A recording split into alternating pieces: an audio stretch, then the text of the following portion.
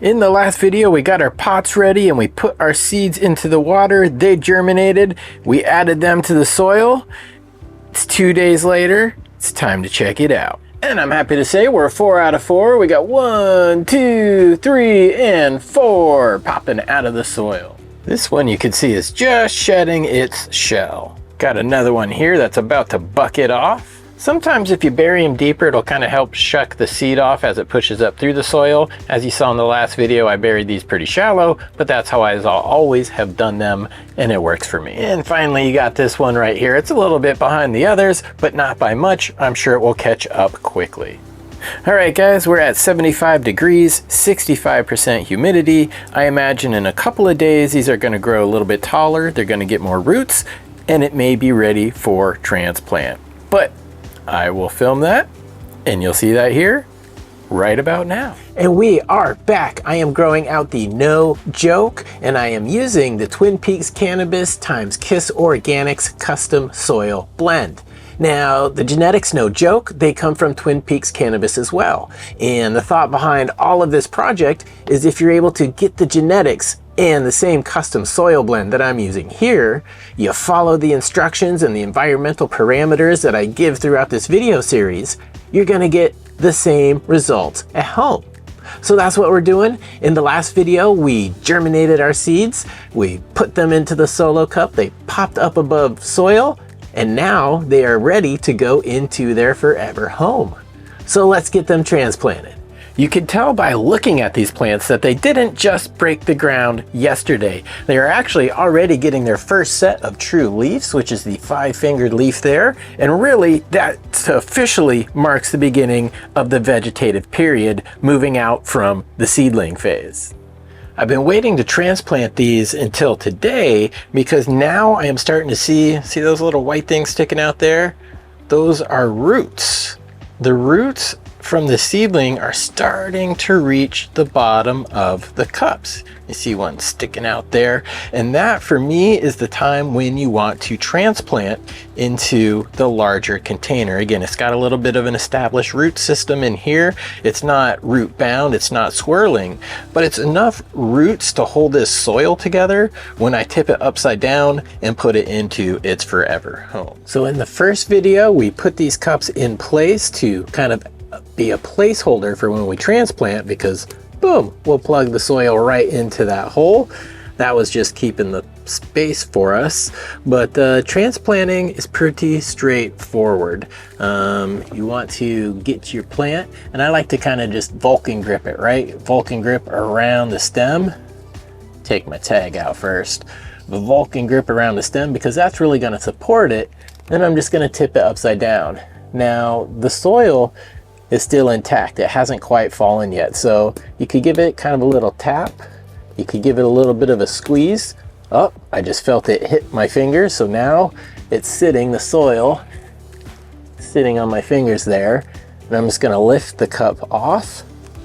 Ooh, we can see the roots here. The roots are looking nice and good, nice and white, nice and healthy and vigorous. The soil is getting nice, even watering throughout it. There's no dry spots on it, which is good. I'm just gonna take these and I'm gonna loosen them a little bit. So as it goes into the new soil, they're just gonna explore downwards a little bit. It's okay if a few of them break on you. You don't need to be rough. You don't really need to split it up too much. But as you can see there, I'm just kind of getting them ready to explore some new soil, get out of that configuration. We're going to take our placeholder out. I'm going to put that to the side. I'm going to flip this upside down, put it right into the hole, and then there you go. That plant is transplanted. And to deal with that stretch we had in the cup, this is now buried a little bit lower than the actual surface level. And I'm just going to take some soil, I'm going to backfill it in all the way to the cotyledon of our seedling, because roots will grow downward from that cotyledon. And then I'm just gonna tamp it down a little bit. And now it just needs some water. Now, because I just took the soil out of the packaging to fill these larger pots, it's pretty much already at the proper moisture level. We're going to go ahead and double check and confirm this with our Blue Mott sensor. I will show you that in a little bit, but immediately what I'm going to do is right around where I added these transplants, I'm going to put 300 milliliters of water into the soil. And you could kind of see, I'm just going to focus the water right around the fresh transplant and over that new soil we put on top. So just kind of keeping it localized, help it out. You want the roots to kind of spread out and search out this new water, but I also want to make sure it has a good, happy transplant. There you go. So now that I've transplanted them into the larger containers, I'm going to set my timer for 20 hours of light and 4 hours of darkness every day. It's been 11 days since we transplanted. Let's check it out. And here they are. These are the no joke 11 days after you last saw them. They were tiny comparatively. This is 11 days in that custom soil, the Twin Peaks Cannabis and KIS Organics custom soil blend. We've got the two up front here, which are just starting to reach the edge of these 7-gallon containers. And we've got our two in the back. And as you can see, one is definitely taller than the other. As a whole though, we've got 3 the same size, and then that upper left one is definitely going to be the taller pheno. And this is the bigger plant. Presumably it is kind of drinking and growing faster. So earlier I mentioned that I am using the Blue Mott water meter, and here this is, and this is helping me keep track of, you know, the water in the soil. What is it at right now? It's saying it's at 109, so that's about time for me to water it. 80 to 120, ideally right around 100 is what I want. So we're at 109 there on the larger plant. So again, presumably these are going to have a little bit more moisture in the soil, but I'm going to go ahead and do a little bit of watering on them all right now. So that is where we are at 11 days after transplanting into this custom soil mix, the No Joke genetics. Keep watching, because in a few seconds, another week is going to go by. And this is 7 days since the last video that you saw. Closer look at the two in the front. This one's stacking up nice, as is this one, but this one has extra large leaves that are just laying down and covering up everything underneath. And our plant in the back is doing fine. This one is the same size as the other two in the front, but then you come over here to our monster.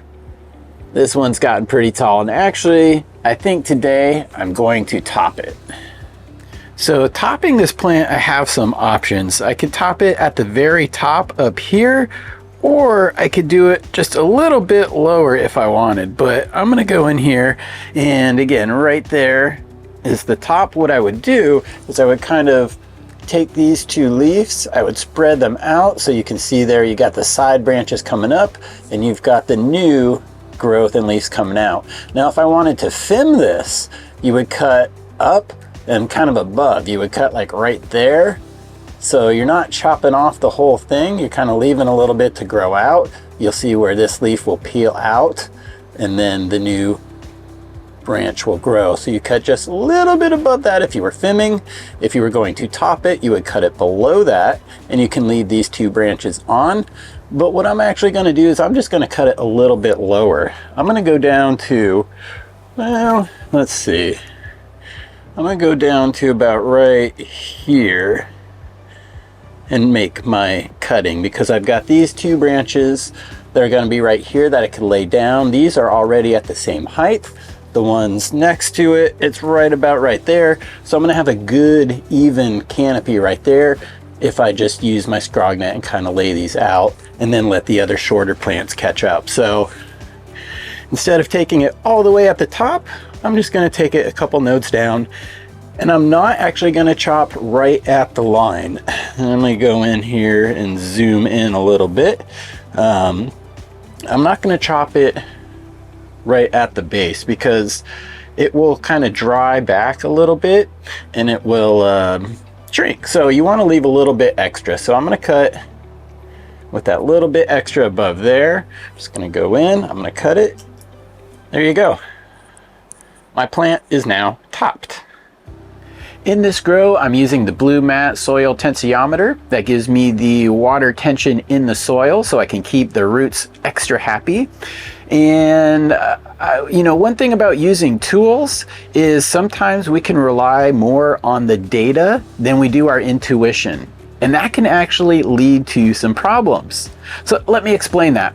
So the M bar, which is the measurement of the Blue Mat tensiometer, around 80 to 120 was the kind of the generic range. Now, since I've spoken with Tad and he says, hey man, once it hits 100, start getting some water in there.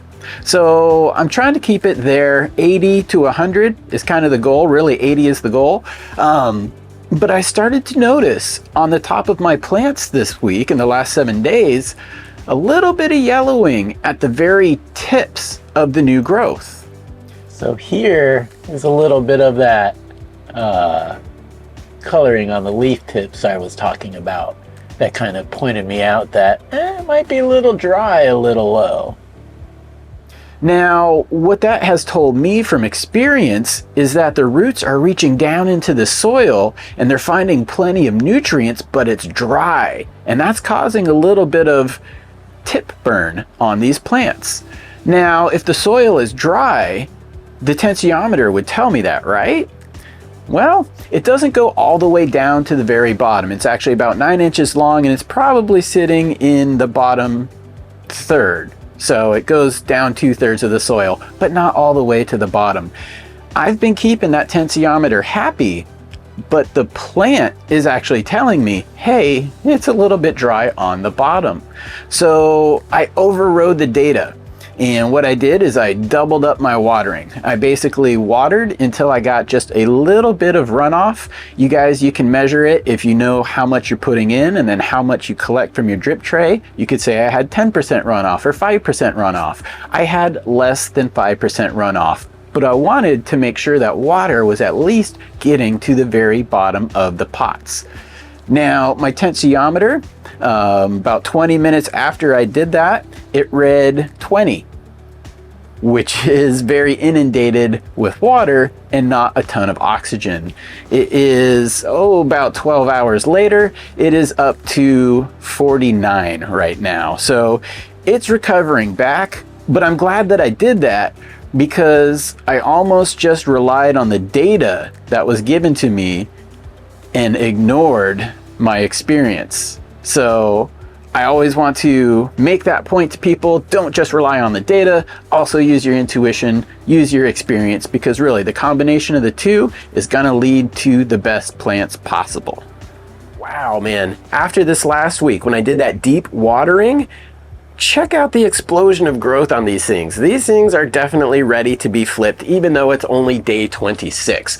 But before I flip, what I'm gonna come in here and do is just a little bit of maintenance. Now, I mean, you can see, look at the size of this leaf, guys. Look at the size of the leaves on this, no joke. Those are big. These are awesome solar panels. They're gonna catch plenty of rain, turn it into the sugars and starches the plant needs for growth, but they're also covering a lot of growth.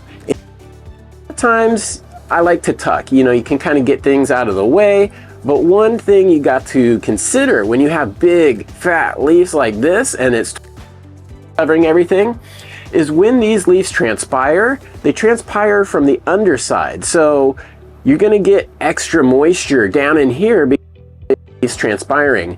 Now, if you didn't have really good airflow, that could potentially cause a problem. So what I'm gonna do, and this is normal operating procedure, you always do a little bit of defoliation before you flip the flower.